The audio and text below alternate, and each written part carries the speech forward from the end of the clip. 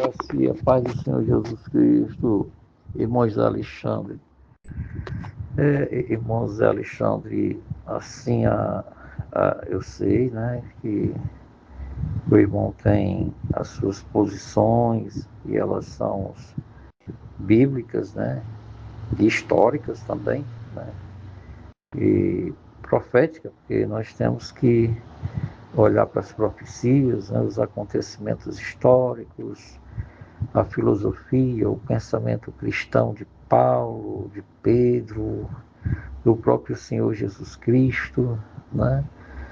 Para, assim, argumentar como o irmão está argumentando.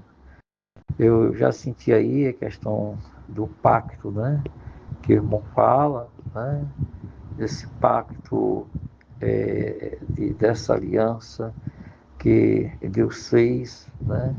Com o povo judeu. O irmão cita que isso já foi resolvido, né, em relação, né, à salvação dos judeus, e que já a igreja primitiva, né, é compreendida de judeus e gentios, né, o corpo místico de Cristo, né, o qual via assim e olhava Martinho Lutero, e composto de judeus e gentios, né?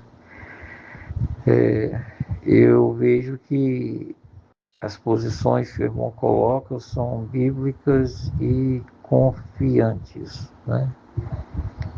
É verdade, meu irmão. E a minha perspectiva, né, de igreja, né, é aquela mesma que tinha Martinho Lutero. E não só Martinho Lutero, né? Outros reformados também tinham, sobre o corpo místico de Cristo Jesus. E que Jesus Cristo, né, ele era o cumprimento das sombras vindouras, né, ou seja, essas sombras vindouras, essas coisas eram profecias que haveriam de ser cumpridas por intermédio única e exclusivamente de Cristo Jesus, né? Na qualidade de Cordeiro de Deus que tira o pecado do mundo, né? Que o seu sangue foi derramado e que esse sangue da nova e eterna aliança, né? Então eu vejo, irmão Alexandre, que a igreja de Jesus, né, entre ali a 69ª semana das profecias de Daniel e a 70ª semana, abre-se um parênteses na história, no tempo, e que é este período atual em que nós estamos vivendo, que dentro, não do aliancismo, né, mas dentro da perspectiva dispensacionalista, denomina-se período ou tempo da graça, né? Eu, em parte, nem tudo eu concordo com a questão do dispensacionalismo. Eu acredito que a graça salvadora de Deus, né, preveniente, né, de Deus, no tempo e no espaço, ela alcança todos os povos, tribos, línguas e nações da terra. E que para isso acontecer, né, na questão do arrebatamento, né, é preciso sim esse período que a igreja está vivendo e pelo estado calamitante da grande apostasia que está aí aos olhos e às claras para aqueles que entendem de doutrina bíblica, da sã doutrina, né, percebe-se que esse período de graça, né, de graça, porque dentro do dispensacionalismo é por conta da questão do período tribulacional que ainda está por vir, né? E eu creio, dentro do dispensacionalismo, que esse período tribulacional é sim de 7 anos, certo? sabemos que 3 anos e 6 meses, ou 1.260 dias, né, que aí é onde há um certo acordo e pacto, né, que o anticristo fará, principalmente com a nação de Israel, certo? Com respeito aos sacrifícios de animais, e voltar com aquele ritualismo, né, que tinha-se no sacerdócio levítico, né? O que foi extinguido, nós sabemos, por conta de Hebreus capítulo 7, no autor da Epístola dos Hebreus, diz que o precedente mandamento, né, foi abrogado, né? Referindo-se ao sacerdócio levítico, né? Agora sim, nós temos um sacerdócio eterno, nós temos que é Cristo Jesus, nosso Senhor. Então, a gente vê que dentro dessa perspectiva, e quando fala de graça preveniente, salvadora, de nosso Senhor e Salvador Jesus Cristo, né? Eu entendo que essa graça ela não está apenas salvando para este período da igreja aqui, certo? Mas muito mais também dentro do período tribulacional. Isso porque eu sou aliancista, eu não sou aliancista, eu penso assim, certo? Sou dispensacionalista. Então, dentro dessa dispensação, né, da graça salvadora de Cristo Jesus, há irmãos que diz que é só até o arrebatamento da igreja, né? Eu digo, e com propriedades bíblicas, né, e histórica também, e filosófica do pensamento cristão, que essa graça salvadora e preveniente de Deus, ela perdurará, né? Ela irá até o período tribulacional e dentro do reino milenar, onde cumprir-se-á aquela profecia, isso porque eu creio de forma não espiritual, e sim de forma literal, certo?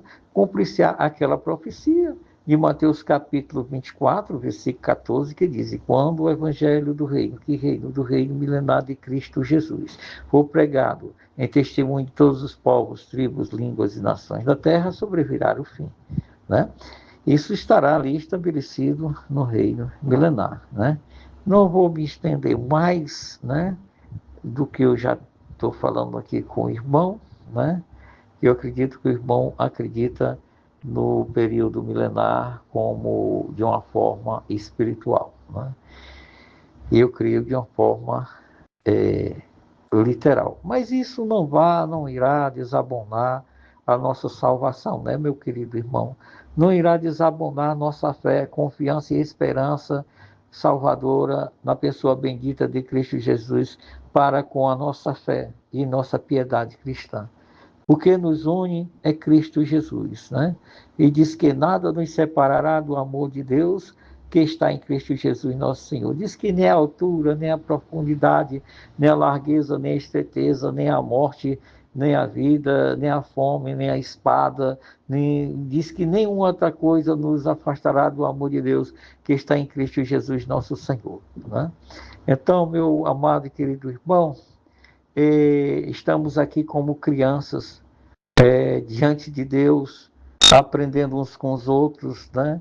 Deus está vendo e contemplando, né, com seus olhos e voltados com seus ouvidos para as nossas conversações, para os nossos debates, para as nossas perguntas, respostas, réplicas e tréplicas. Está acontecendo esse debate aí no grupo, né? Que seja para a glória de Deus, que o nome do Senhor seja glorificado, exaltado, e Deus nos entende e sabe que a nossa intenção aqui não é ser mais do que ninguém, não é de humilhar ninguém, não é de estar perjurando ninguém, não é mas sim de estarmos contritos e edificados pela palavra de Deus. É isso que nos constrange, né? É isso que nos une aqui nesse grupo, né? De estarmos aqui aprendendo uns com os outros, né?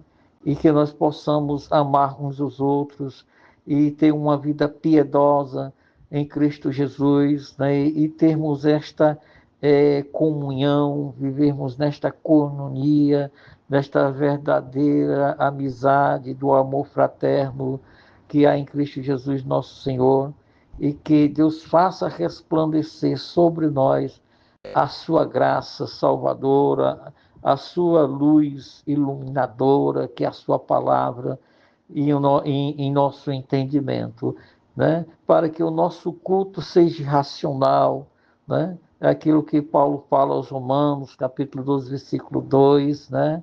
E não vos conformeis com a direção que este mundo está tomando, que essas igrejas aí estão tomando, que estas heresias de igrejas que estão aí pregando, de falsos mestres, de falsos líderes, de falsos pastores, de falsos profetas, né?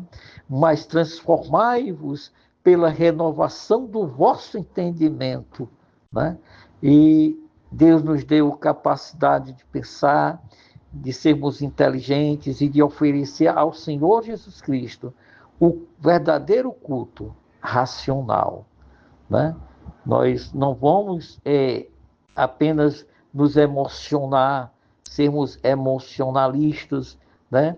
Mas vamos além da emoção, que a palavra de Deus causa em nossos corações, né? Certo? Vamos também ter um culto racional. Vamos pela razão escriturística da sã doutrina que está contida na palavra de nosso Senhor, Salvador Jesus Cristo, né? Ali nas cartas pedrinas, paulinas, joaninas, no todo o Apocalipse, e estamos aqui, né? Olhando para os evangelhos de Jesus, nos debruçando na palavra de Deus. A graça e a paz do Senhor Jesus Cristo, meu amado irmão, certo? Um abraço fraterno. A paz do Senhor.